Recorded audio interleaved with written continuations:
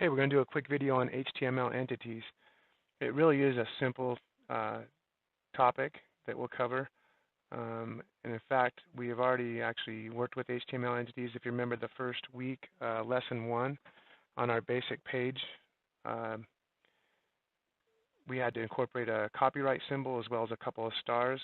We accomplished that by using HTML entities. So you've already worked with them. If you remember back to that design, we'll show you that in just a minute on brackets. But real quickly, what are HTML entities and why do we need them? There are a few characters that HTML are reserved for HTML, such as the greater than and less than symbol. Obviously, we know that those refer to closing and ending tags. And when you put that into HTML, it's going to identify that as a closing and ending tag.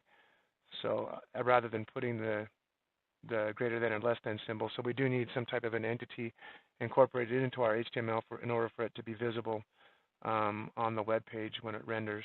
So also, in addition to that, your keyboard only has so many characters on it, and there are quite a few other characters that you'll want to incorporate into your web design. So we'll need to pull those in using HTML entities. Here is a website you can go to get different HTML entities. We'll go to that in just a minute, but this is a good one. You don't need to really memorize that or write that down. You can pull in HTML entities via their entity name or their entity number. Either one works fine, and we'll look at that in just a minute. A couple of other things with HTML entities. There's one in particular, which is this right here, that will allow you, when you use that in your web design, it will allow it to keep whatever you're typing on the same line rather than going down to the next line. That's handy when you're trying to do things like 10 kilometers per hour. You want that on the same line. You don't want the 10 on one line and the kilometers per hour on the next line down, so you'll need to use this HTML entity in between them, and then that will keep them together on the same line. It's called a non-breaking space. So that's a really good one to keep in mind. Another one that you'll use fairly often is called a diacritical marks. Combining letters with the diacritical mark. If you've ever typed someone's name from a foreign country like Spain or Germany, they've got those little symbols above the letters in their name. You can use those by using an HTML entity that's right here, and the result will be as follows. So a couple other little extra things.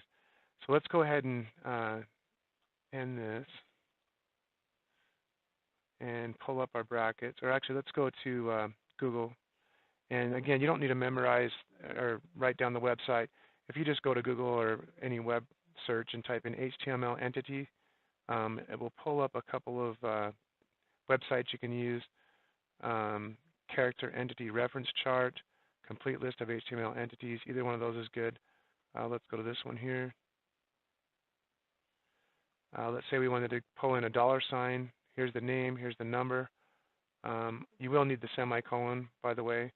So we're going to go ahead and highlight that. Copy that. Let's pull up brackets. And let's get a live preview going. So this is just that basic web page we did the first week. There's that down here. It pulled up a star. I've actually already changed it to a $sign. So let's do the other one. There's that A star entity name right there. So let me just, again, you'll need to use the semicolon. Let's just highlight that and paste our $sign symbol right there. And again, down here, of course, you can see where that changed it to a $sign. One thing I really like about brackets, by the way, is when you highlight the section, the code you're working on, it actually highlights it over here in your live preview. It makes it nice to see where you're working. The other way you can do it is with the name or the number. So if we go here, hover over the $sign, let's just pull in the number. Don't forget the semicolon there. Of course, we already had one on ours, but and we'll copy that. Go back to brackets. Oh, we got to pull back up the live preview. And we will use the number. Should give us the same result. which it did. It gave us a $sign. So really pretty straightforward, pretty simple concept, but it is something you'll need to use in your web design to get these special characters to render on your web page. So thanks for watching, guys.